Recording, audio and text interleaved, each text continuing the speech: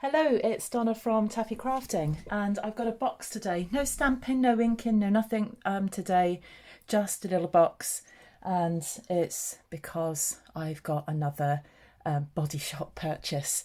So you might have remembered, can't remember how long ago I did this, maybe about a week, 2 weeks ago.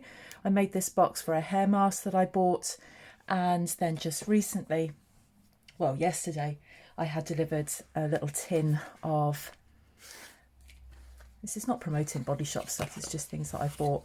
So this tin, and you know, body shop stuff is so popular.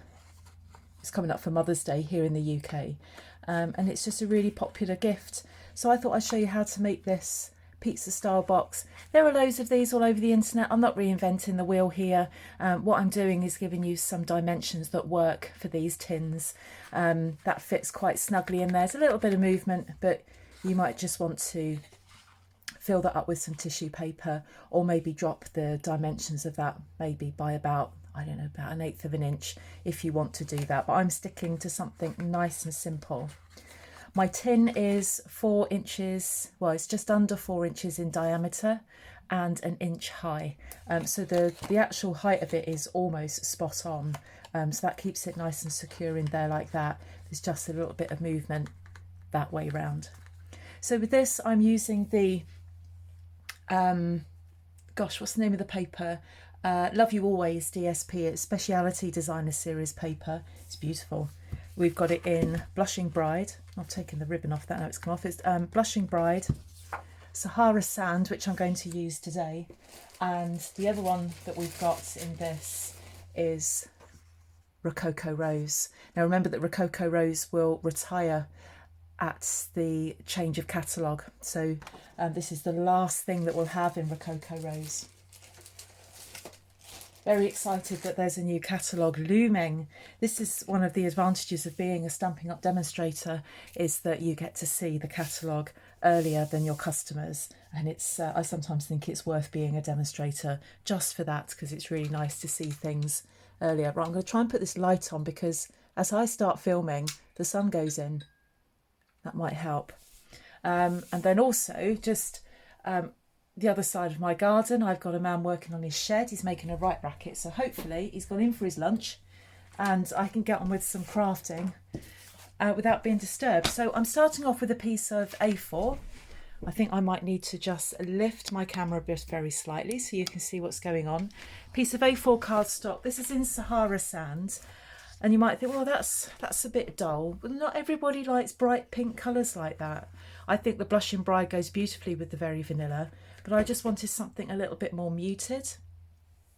And the only ribbon that I had to go with this was the grey granite ribbon from the Peony Garden suite, but I think that goes quite nicely on there. But you could use any ribbon that takes your fancy. So I've got a piece of DSP. This is 6x6, but actually the DSP arrives 12x12. It's only because I share DSP with some of my crafty friends. So on the short side of your A4 cardstock, trim that down to 6 inches. I'm using the Stampin' Up trimmer, which I love. It makes sure that sure that I've got everything completely accurate. So in the trimmer there at 6 inches, and then on the long side you're going to trim this down to 10.5 inches. No, he's still making a noise out there. So 10.5 inches. Now we'll stick with the long side, keep the blade out of the way. We're just going to be using the scorer. We are going to score at, let's make sure it's all square, 1 inch, 5 inches, 6 inches, and 10 inches.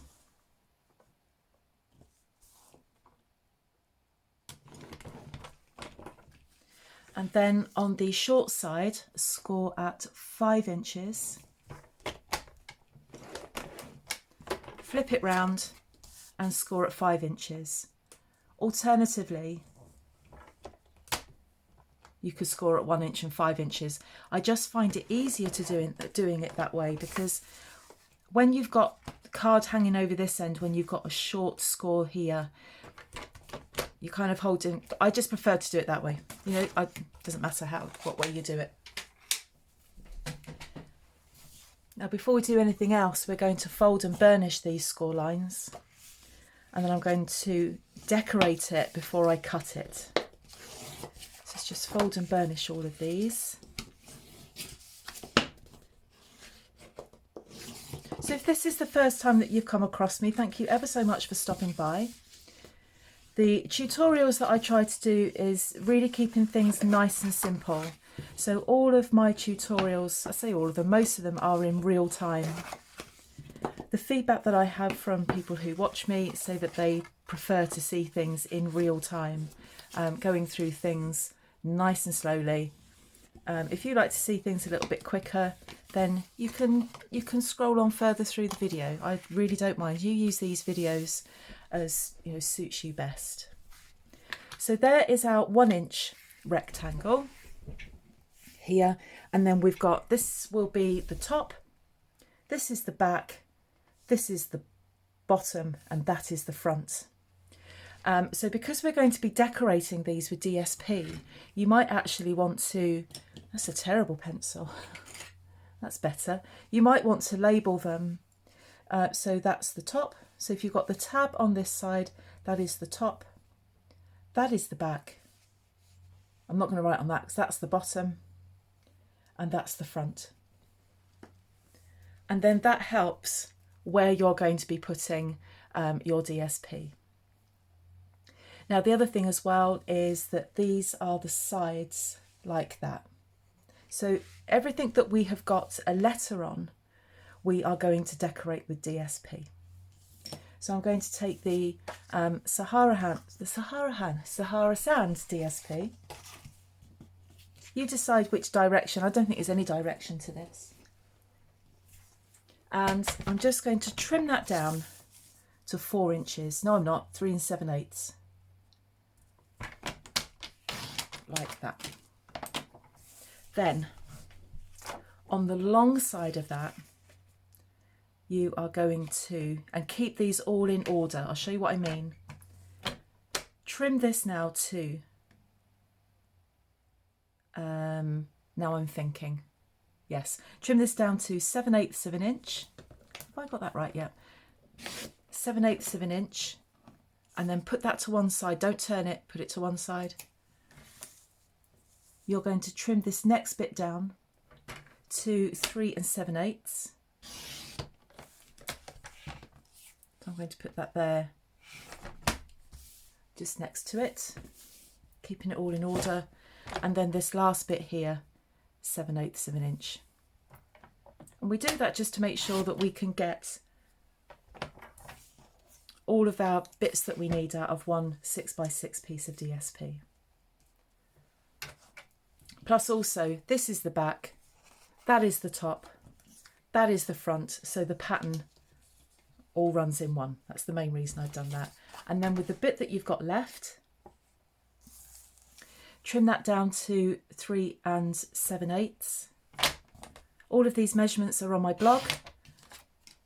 You'll see the link in the description bar. Head along to that for a reminder of the dimensions. So that's 3 7/8 by 7/8, and then you need another one of those.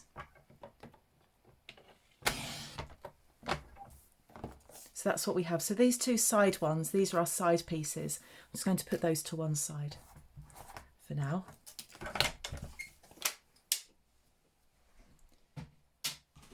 Get my, what will be my box back. So there's the top. And this first one that you cut is the back. And then this one that you cut for the front, I'm actually going to turn it like that, and that's going to sit at the front like that. So it's a nice muted, there's no contrast here, it's nice and muted. And then these two are going to go on the sides like that. So I'm going to stick those down now, just like that. I'm going to pause the video, and just because you don't need to see me sticking bits of paper onto card. So they're all stuck down. Now I've done that quite quickly. Just make sure that you've got plenty of glue up to the corners so that they don't lift. I think when I made that one, because I was doing it quite quickly just as a sample, I could have just, that one's okay. It was one of these, just could have been stuck down a little better. So just make sure that you've got the glue going right up to those corners, because as soon as that starts to lift, it's going to come off. So while we're waiting for that to dry, we can now start cutting bits out to make sure we can put all of this together. My scissors are a bit sticky. I need to get some WD-40. So let's start. You've got your tab this end. So start there. And we're going to remove this rectangle and this rectangle. And you're just going to cut up carefully right up the score lines. So we're going to remove that there. And we're going to remove that one there. So again, I'm doing this in real time so you can see what's going on, and nice and slowly. If you know how to cut these out, then you might just want to scroll through a bit further. Now with these straight lines here, I actually want to very slightly make a diagonal, very, very slight diagonal cut there. And it just makes it fit into the box, fit into the front of the box a bit better. And the same with this. So this is going to be the flap at the front that sticks into the box. Now with it like that, it won't do that. So what we need to do again is just very slightly cut diagonally into that corner. And we might need to adjust that again when we come back to that, when we put it all together. The squares that are at the side, you're going to cut up each score line. And then again, you're going to just cut diagonally into the corners. These are tabs that will be holding the whole box together. And you're going to do the same here as well. So cut up the score line.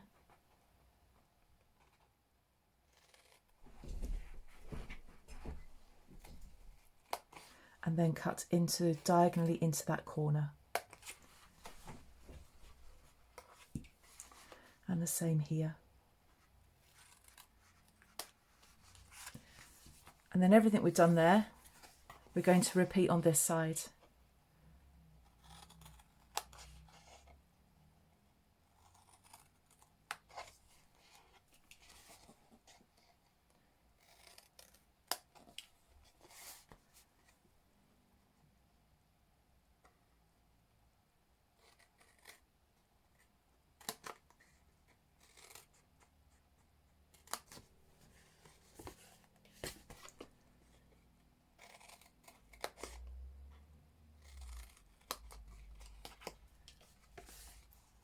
And then with this, we're just going to just cut very slightly diagonally there. And then if we need to later, definitely need to sort my scissors out. If I need to later, then I can adjust that. You'll see what I mean when we put it together. So back to where our card was in the first place, there's our tab. That's what it should look like. So the tab here, and you've cut diagonally into that corner and then diagonally into that corner. These squares will be cut again diagonally into the corners. Now what I always recommend, if you're going to make a box for the first time and you're worried about wasting card,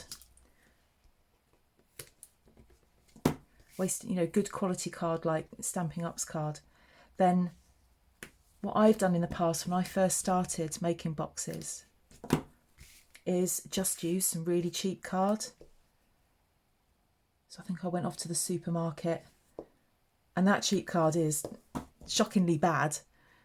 As soon as you score it, it's kind of falling apart, but it's great for practicing on.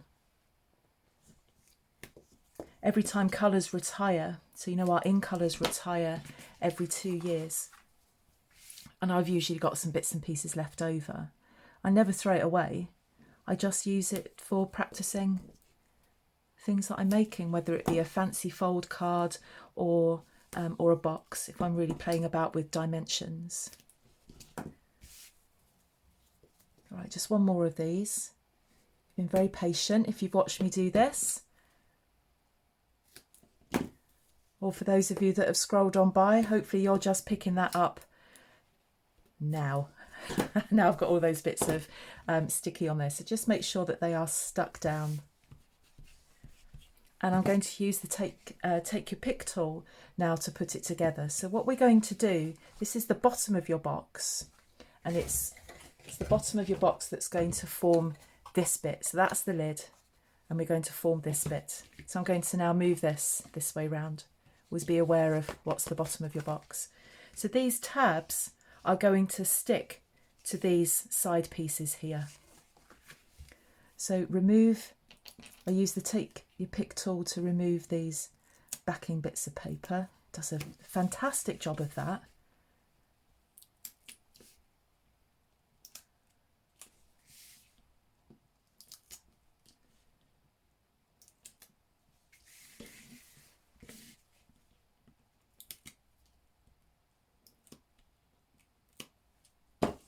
And I remember when I first started watching crafters making these boxes, I would watch avidly how they did this. So this is the side bit, that's the tab. The tab needs to come inside the side bit, and then this cut line has to match that score line as accurately as possible. I tell you what, I did fold and burnish, didn't I? Just don't know why that wasn't folding particularly well. So that cut line matching that score line as accurately as possible. And then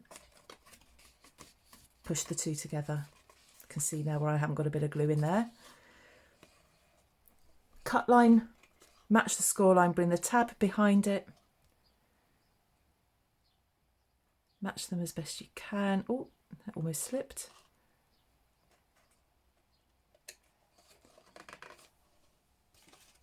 We'll bring this one in here. Cut line matches the score line.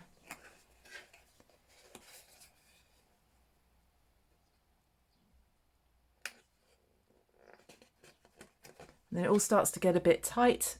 Tuck that in behind there, and that cut line matches the score line. Like that. And now our box is pretty much formed. Now these side bits, we need these to come in here. Now, what normally doesn't happen is that it doesn't fit first time, but that one actually has. I think I was just very lucky with getting the angles of my... Remember, we just cut diagonally into there. It's actually worked, and that just fits in there like that. That never works first time for me. So there's our box. There's just one more thing we need to do. I probably should have done it before I put it together. We need to find the mid section here. So this measures 4 inches across. I need to find the 2-inch mark. So with a pencil, just marking that 2-inch mark. Such a blunt pencil. Now the biggest tragedy, I think this was about 2 years ago, when the 1/2-inch punch was retired. I was gutted, and I've never thrown it away. I've never thought about selling it on, because what it does is perfectly gives us a little thumb doodah thingy. What's it? So now when that's together, it's easy to open it. Such a shame when they retired that. So there's your box. So let's get my gift in there. So we'll plop that in there like that and close it. And I'm going to get the ribbon. So this is the grey granite ribbon. Now you can do a crossover thing if you like. This is a skill that I've never been able to master. Let's face it, I think people are more interested in what's in the box than they are how it's decorated. So just got a bit of ribbon there. It's a bit long actually. I hate wasting ribbon. That's it.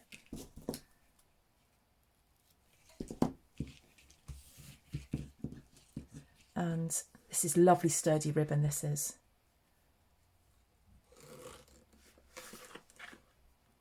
So I'm just tying a knot. and another knot.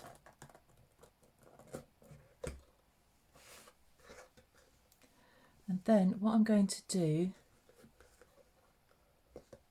I'm not going to trim that yet, I will in a minute. First, I'm going to try on camera, this very rarely happens, is create a bow. So 2 loops. This is ridiculous, me demonstrating this because I'm not the best bow maker.